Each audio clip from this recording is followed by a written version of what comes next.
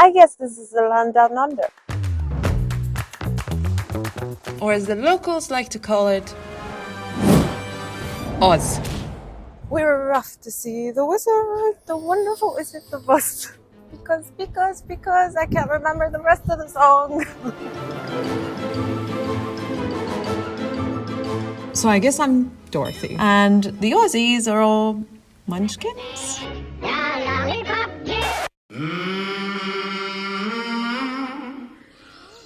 This is a strange land of bizarre creatures. Pristine coastlines. Palace-sized houses. Barbies and beer. And linguistic challenges. Tracky Dax. Tracky Dax, yep. It's definitely Dak, not Dag, right? I left France under the snow for my very first trip to sunny Australia. Guys, it is one long trip. Honestly, halfway to the other side of the planet, I was just wishing for a Kansas tornado to take me there instead of my economy seat. And I really didn't get nearly enough beauty sleep on the way there. When I finally did get there,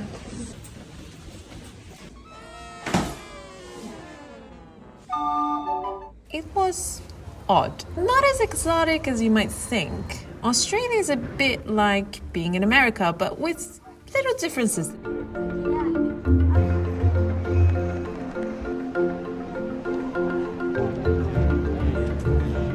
After Europe, though, the warmth and informality of Aussies were refreshing.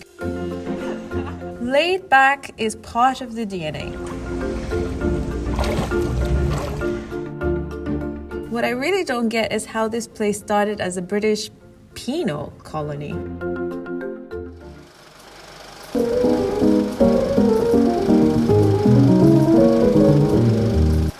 For your crime, I sentence you to life in Australia.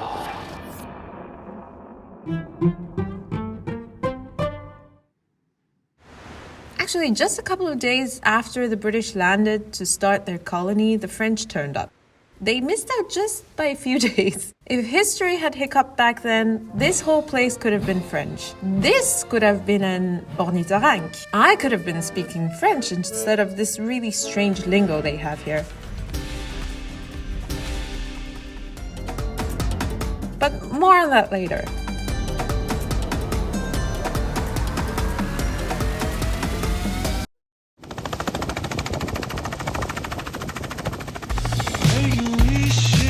Life's a beach. Australians like the sea.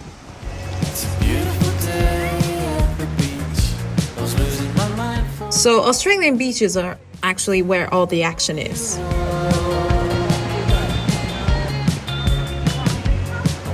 All the population of the country is basically along the coast because the center of Australia is all desert. If you think about it, the country's kind of like a donut, and all the tasty bits are on the outside, and there's nothing in the middle. So you've got beaches in or close to big cities like Sydney. It's like Baywatch for the 21st century. And spectacular beaches around the Great Barrier Reef.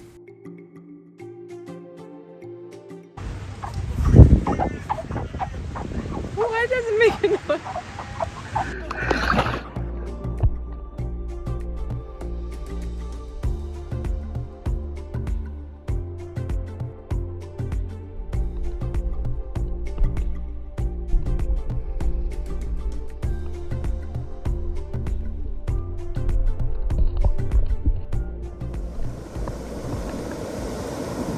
And you've got big empty beaches elsewhere where you can just lose yourself in nature.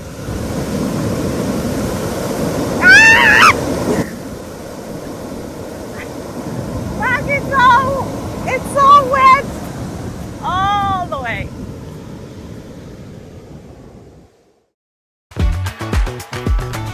Australians themselves say they live in the lucky country. They have abundant beaches, pretty good wine, high salaries, the occasional god, and so you can see why.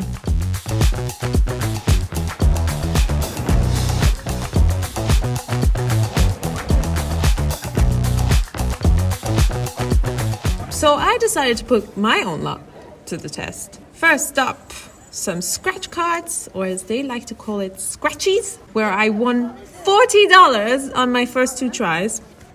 So I got cocky and decided to use that to go hardcore and play the pokies. These are your bets, so 1 times 10 of... Oh, sorry, I didn't mean to press that. Okay. Poker machines are everywhere, in almost all Australian pubs, which is quite strange. Well, 1 cent? Come on, Rihanna. Frankly, I just don't get it, because it's money down the drain and there are no thrills. You're just pushing a button.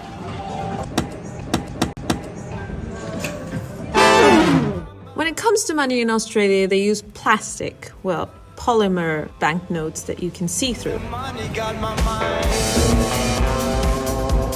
Speaking of slang, the Aussie vernacular really takes some getting used to. First word is Barbie. Barbie, I know what that is. It's a barbecue. Snag. I learned that today. Snag is a sandwich. No, a piece of white bread. No. It's sausage. Yes. Yeah. And a stubby. A stubby is a small bottle of beer. So yeah, I understand when you speak English.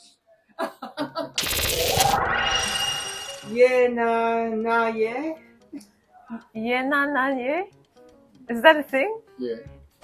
Oh. No. Yeah. And what about fair dinkum? Sorry, what? Have a ripper of a day. That's aggressive. Chakasiki?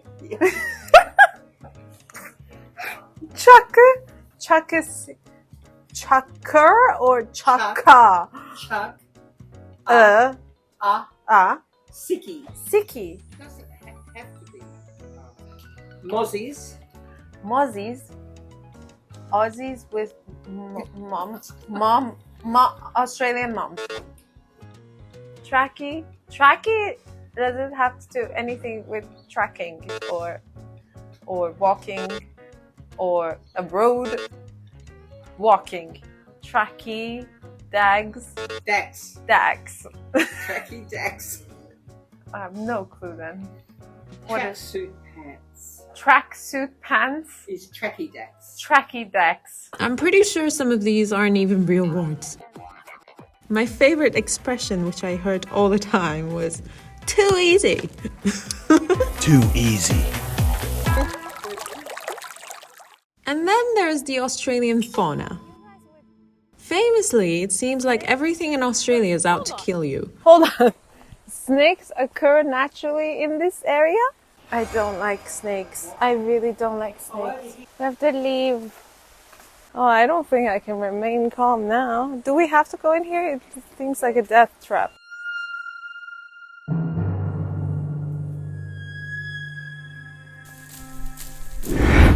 Oh, it's a person.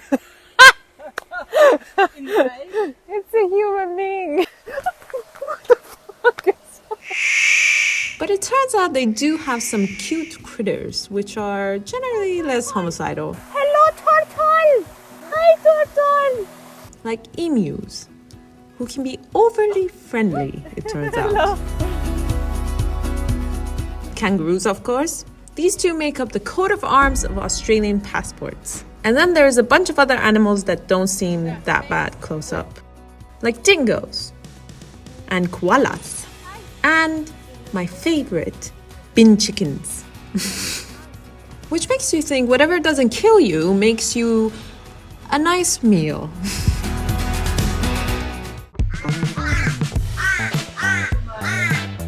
What I'm going to have is the Australian coat of arms plus crocodile. Thank you. Hey! Oh la la! The kangaroo, it turned out, was bloody good actually. Wow. That is very tender. Like tender beef, but less beefy. That is one tasty kangaroo. And the emu, well, less so. It was not so good. Oh, the emu died for nothing. The crocodile was amazing. That's nice. It's like chicken, but more tender. Of course, you don't have to munch your way through Australia's wildlife. There are other traditional gourmet dishes on offer, like snags. Pretty good. Meat pies. Not very impressed, nor like it very much. Sausage rolls. It's not amazing. And good old Barbie food. Good. Nice and juicy too. More to my taste was a picnic of seafood and wine. Really, very fresh. It's on my finger! It's on my finger! Of course, this is Australia, so beer was compulsory. That's actually nice. Kind of smooth. Now, I've been reliably told that how you pronounce this is I don't give a about another beer.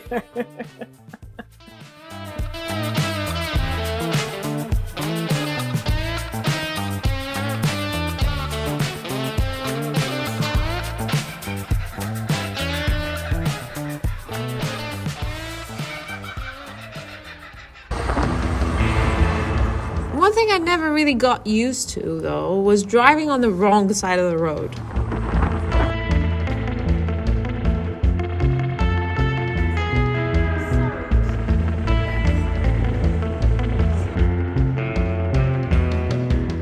I looked it up, and it's really quite interesting why some countries drive on the left while most drive on the right.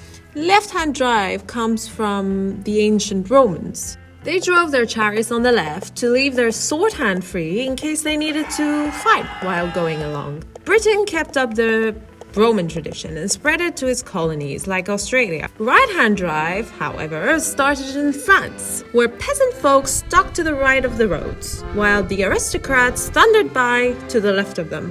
When the French Revolution happened, the aristocrats stuck to the right with the peasants to not stick out like a sore thumb. And Napoleon then spread right-hand driving around Europe as he conquered it. And then it got taken up by America and the other countries beyond. So today, Australians drive on the left, like the British, but most of the rest of the world follows the French in driving on the right.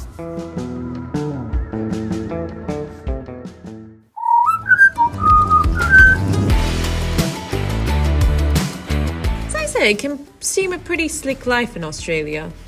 It gets hot, but there's always water nearby. The Australian dream is a big house, preferably on the water, maybe with a yacht parked at the front. With this much coastline and canals in some places, there are plenty of places to get a water view. And pools are a big feature everywhere. If I were to spend a length of time living in Australia, I think it would have to be in Sydney. Sydney is the most iconic Australian city, and its two landmarks are on full display. The streets have a vague New York-y look to them, and there are plenty of cafes and restaurants and street action, which I love.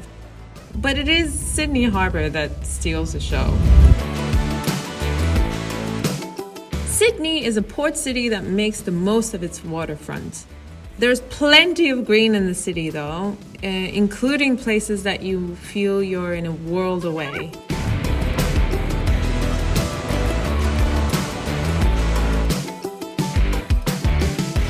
Too easy!